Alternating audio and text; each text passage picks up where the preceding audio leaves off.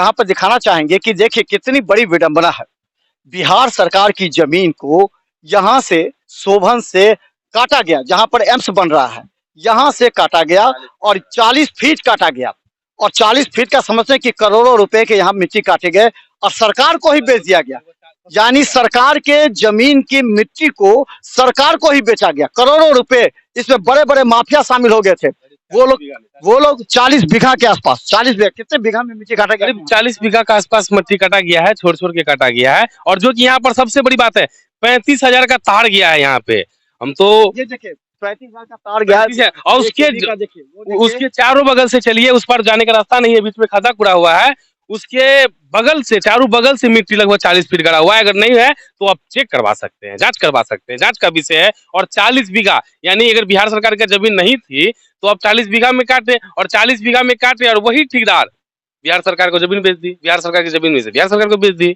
ये क्यों? आखिर कौन है इसका जिम्मेवार? कौन बेचता है मट्टी? कौन बिहार सरकार की जमीन को बेचा है, मट्टी को बेचा है आखिर? और बिहार सरकार को ही क्यों बेचा है? और बिहार सरकार को बेचा गया तो यहाँ के पदाधिकारी क्यों मौन है? यहाँ के पदाधिकारी एक्शन क्यों नहीं लिए?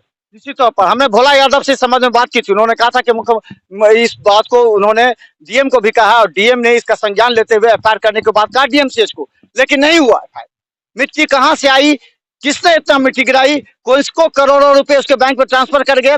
BMICL जिसको जिम्मेवारी सौंपी गई है, उससे जब हमने पूछा तो उन्होंने कहा कि मेरी गाड़ी को सीज किया गया था, लेकिन हमने वहां मिट्टी काटना बंद कर दिया। ठीक है, बंद किए, लेकिन जितने 40 बीघा का आपने करोड़ों का मिट्टी काटा, उसका वो पैसा क्यों नहीं आया? अब ये कहा जा रहा है, देखिए सरकार और प्रशासन किस तरह इसको घुमा रही है।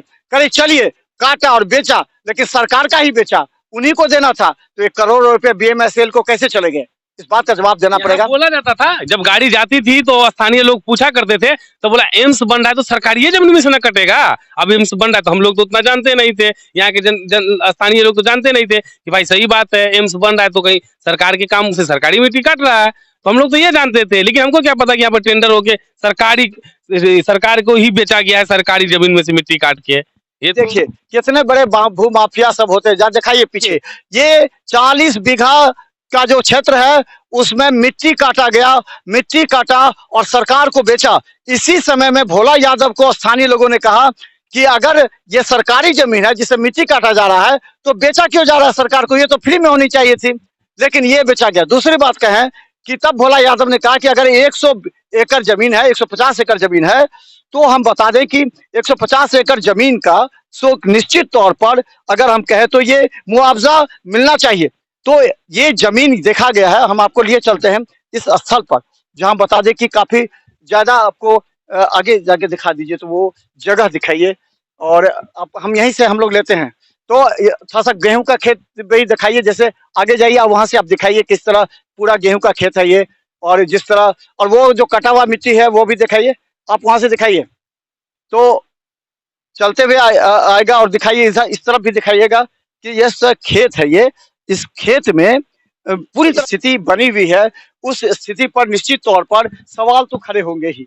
सवाल इसलिए खड़े होंगे कि एक बार कहा जा रहा है कि बिहार सरकार है तो यहाँ की जमीन की मिट्टी कैसे बेचेगी और किसने बेचा?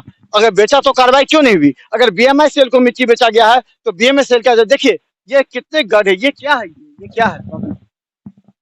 ये तो देख ही रहे हैं आपकी मिट्टी कितना कटा हुआ है। यहाँ से मिट्टी कटा है, यहाँ से मिट्टी कटा है, इसके बाद उस साइड कटा है, उसके बाद उस साइड कटा है, उसके बाद उस कोना में कटा है। मतलब यहाँ पर 10 जगह से मिट्टी उठा है। लगभग 2-2 बीघा का प्लॉट देख लीजिए आप, 2-2 बीघा का प्लॉट में से लगभग 10 से 15 जगह पे मिट्टी कटा है। तो इसमें अब इस जिम्मेवार कौन है? और आखिर जिम्मेवार है, और आखिर जमीन मालिक ही बेचा। जमीन मालिक अगर कह रहा होगा कि भाई मेरा जमीन, यहाँ किसी को पैसा नहीं मिला, जहाँ मिट्टी काटा गया होगा तो यहाँ किसी को पैसा मिला कि नहीं मिला? ये हमको जानकारी नहीं। लोगों को मिला पैसा?